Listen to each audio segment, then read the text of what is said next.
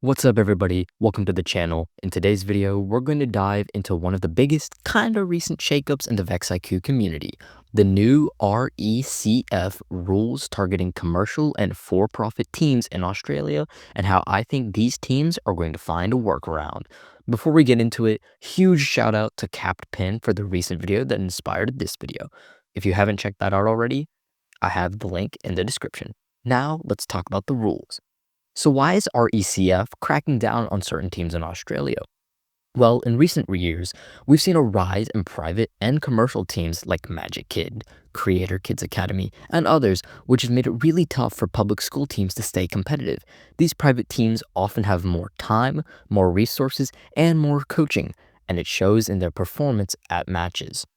In response, RECF introduced a new regulation which states commercial or for-profit academy teams will no longer be eligible to register or participate in RECF sanctioned events unless approved under the new policy criteria outlined below.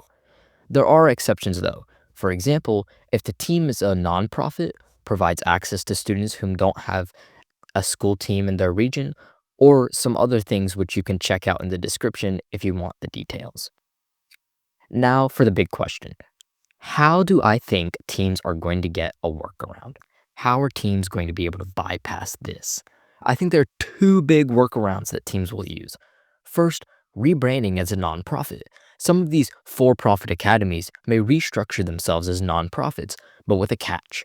While the organization will technically still be a nonprofit, they may introduce a donation tiers or membership levels, where only students who contribute at a certain level can participate in competitions. It's a little bit of a gray area, but still technically fits the rule for now. Second, expanding across suburbs.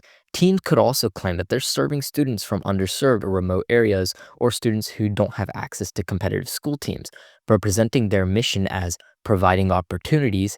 Some organizations may qualify for exceptions to the rule. So, what about the application form? Isn't it technically catching this? Honestly, it seems pretty relaxed. There are definitely some loopholes the RECF may need to tighten up on if they want their new rule to stick.